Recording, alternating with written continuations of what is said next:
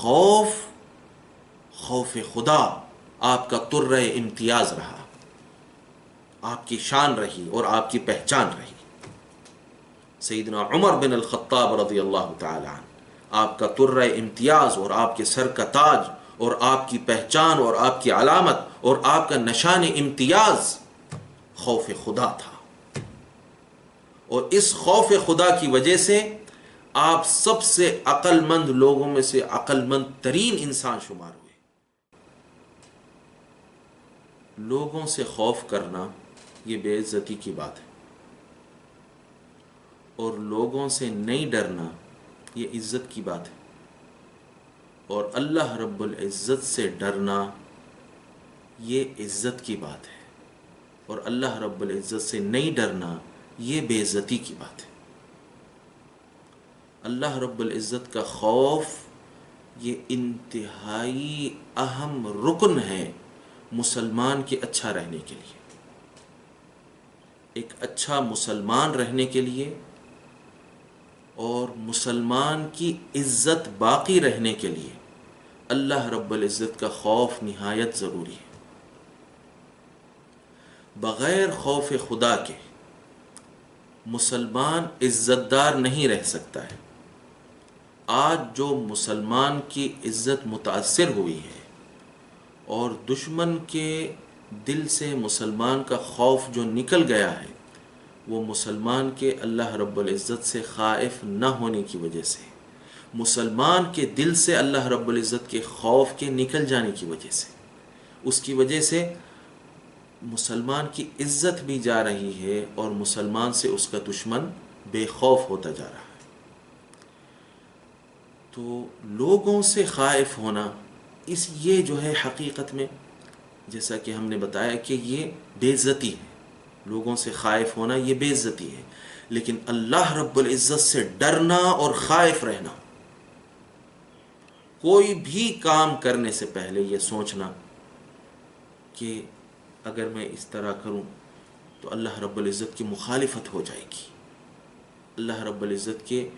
حکم عدولی ہو جائے گی، اور اس بات سے خائف ہونا اور ڈرنا۔ بعض لوگ یہ سوچتے ہیں کہ اللہ رب العزت سے ڈرنا نہیں چاہیے، نہیں، حقیقت ایسی نہیں ہے۔ یہ ہر بندہ مومن کی شان ہے، یہ انبیاء علیہ السلام کی عزت اور شان رہی ہے کہ وہ اللہ رب العزت سے خائف رہتے تھے۔ بندے کی شان اور اس کی عزت کیا ہے کہ اللہ رب العزت سے خائف رہے، اس سے خوف میں رہے، اس سے ڈرتا رہے، جس کام کو بھی وہ کرنے جائے پہلے اللہ رب العزت کو پیش نظر رکھے اور اس سے ڈر کر وہ کام کرے۔ یہ اللہ رب العزت سے ڈرنا بہت ہی سمجھداری کا کام ہے، نہ صرف یہ عزت کا کام ہے بلکہ سمجھداری کا کام ہے۔ اللہ رب العزت ارشاد فرماتا ہے وَاتَّقُونِ يَا أُولِي الْأَلْبَابِ، اے عقل مندو مجھ سے ڈرو، اے عقل مندو مجھ سے ڈرو۔ یعنی جو اللہ رب العزت سے نہیں ڈرتا ہے وہ لاکھ ہوشیاریاں کرتا رہے اور لاکھ لوگ اس کے متعلق گواہی دیتے رہیں کہ یہ بہت ہی عقل مند آدمی ہے، اللہ رب العزت کے نزدیک وہ عقل مند نہیں ہے۔ اور کوئی آدمی لاکھ لوگ اگر اس کے متعلق یہ کہتے رہیں کہ یہ بالکل ناسمجھ ہے، یہ کم عقل ہے، یہ بے وقوف ہے، لیکن اگر وہ اللہ رب العزت سے اپنے ہر کام میں ڈر کے کرتا ہو تو وہ اللہ رب العزت کے نزدیک عقل مند انسان ہے۔ عقل مندی کے معیار کو ہمارے لیے ضروری ہے کہ ہم اس کو درست کریں، عقل مندی کے معیار کو درست کریے۔ جو اللہ سے ڈرنے والا ہے اس کی فہم کتنی بھی کم ہو، اس کو جو ہے عقل مند ترین انسان شمار کرو، اور کتنا بھی دنیا کو کما لینے والا اور چالاکیوں سے حاصل کرنے والا انسان ہو، کتنا بھی تیز ذہن انسان ہو، اگر وہ اللہ سے نہیں ڈرتا ہے اور بے پرواہ رہتا ہے اور خائف نہیں رہتا ہے، اللہ کا خوف نہیں رکھتا ہے اور آزاد ہو کے کچھ بھی کرتا ہے، تو اس پر حکم لگا دو کہ یہ کم عقل اور بد ذہن انسان ہے، یہ بے وقوف انسان ہے۔ چاہے وہ کتنے بھی لوگوں کو بیوقوف بناتا رہے، اس کو آپ جو ہے بے وقوفوں میں شمار کریے۔ بہرحال یہ جو خوف کی ہم نے بات کی، آج جس ہستی کے متعلق ہم گفتگو کرنا چاہتے ہیں، یہ خوف خدا آپ کا طرہ امتیاز رہا، آپ کی شان رہی اور آپ کی پہچان رہی۔ سیدنا عمر بن الخطاب رضی اللہ تعالی عنہ، آپ کا طرہ امتیاز اور آپ کے سر کا تاج اور آپ کی پہچان اور آپ کی علامت اور آپ کا نشان امتیاز خوف خدا تھا، اور اس خوف خدا کی وجہ سے آپ سب سے عقل مند لوگوں میں سے عقل مند ترین انسان شمار ہوئے، اور اسی خوف خدا کی وجہ سے ساری دنیا کے سب سے زیادہ عزت دار اور معزز ترین لوگوں میں آپ کا شمار ہوا،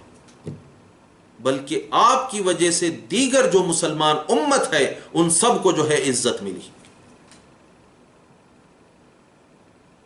یہ شان فاروقی، یہ شان سیدنا عمر کس وجہ سے تھی؟ یہ عزت سیدنا عمر کس وجہ سے تھی؟ یہ خوف خدا کے آپ کے اندر رہنے کی وجہ سے تھی۔ تو خوف خدا دیکھیے آپ انسان کو کہاں سے کہاں پہنچا دیتا ہے۔ خوف خدا انسان کو کس بلندی اور کس عزت پہ لے جا کے پہنچا دیتا ہے،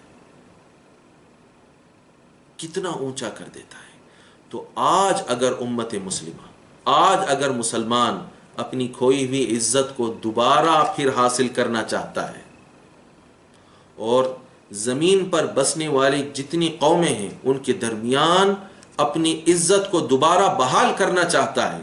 تو اس پر لازم ہے کہ وہ اللہ رب العزت کے خوف کو اپنے اوپر لازم کر لے، اللہ رب العزت کے خوف کو اپنے دل میں رکھ لے، اور سیدنا عمر بن الخطاب رضی اللہ تعالی عنہ کی اس معاملے میں اقتداء کرے۔ سیدنا عمر کی اگر اقتداء کرے گا تو اللہ رب العزت کے خوف کو پائے گا، اور اللہ رب العزت کے خوف کو پائے گا تو سارے جہاں میں سرخ رو اور عزت دار ہو جائے گا۔